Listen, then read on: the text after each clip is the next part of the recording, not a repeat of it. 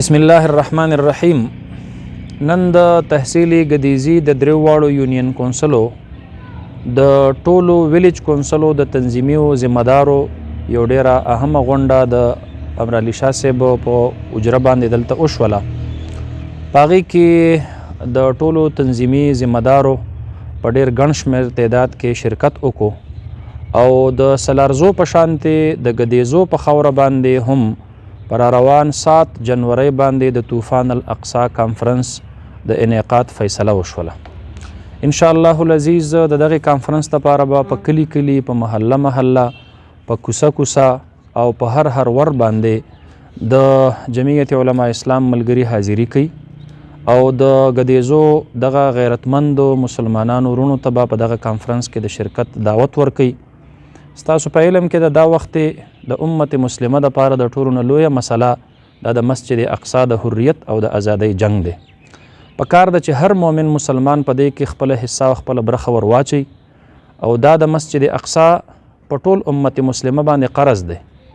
دا قرض به ادا کول غواړي چې هغه مونږه د یهودیانو د هغې پلیتو قدمونو نه او د هغې پلیتو پنجو نه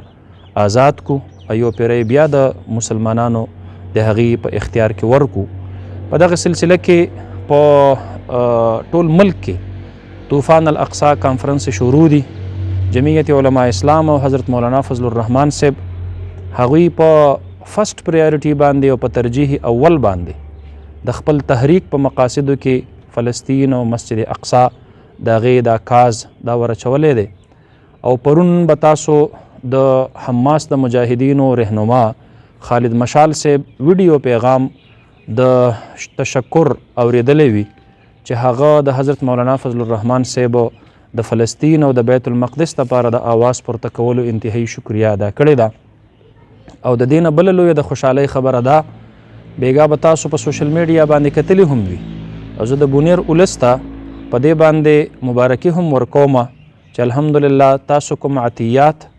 او کوم مالی مدد دا مونږ ته حواله کړو هغه رسېدلی دی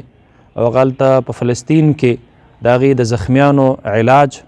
د هغې مرهم پټۍ او د هغې دوایانې الحمدلله دا پې شروع دي او د هغې دپاره د خوراک سکاک فراهمي دا پې هم شروع ده. پرون به په سوشل میډیا باندې تاسو هغه ویډیوز هم کتلی وي په کومې کې چې هلته د جمعیت علماء اسلام د طرف نه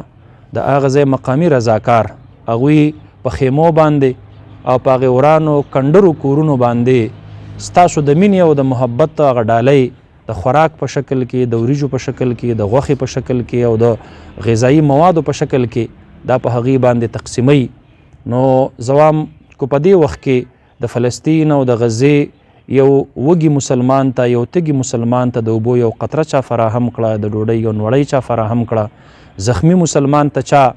د مرهم پټۍ فراهم کړله، کیدی شي الله رب العالمین دقه زمونږ او ستاسو دپاره ذریعه د مغفرت جوړه کړي. نو په دې حواله باندې زمونږ د تحصیلي ګدیزي په سطح باندې چې کوم کانفرنس منعقد شوی دی دې ته به انشاءالله زمونږ صوبایي قایدین مرکزي قایدین هغې تشریف اوري فرمایي.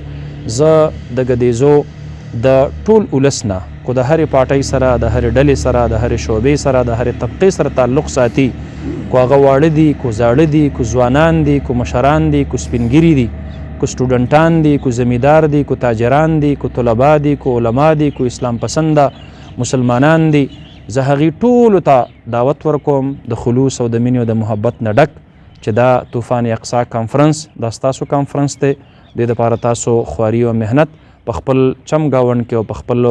چاپیرچول کې دا شروع کوي. ان شاء الله العزیز د فلسطین د مسلمانانو دپاره سیاسي آواز پورته کول او د هغې سره د یکجهتۍ اظهار کول د هغې ته ډېره لویه حوصله ورکوي. په دې سره هغې ډېر زیات خوشحالیږي. نو مونږ او تاسو په دې وخت کې دا یو ایمانی فریضه وګڼو او د هغې سره دغه خپل سیاسي حمایت ملګری کو او یو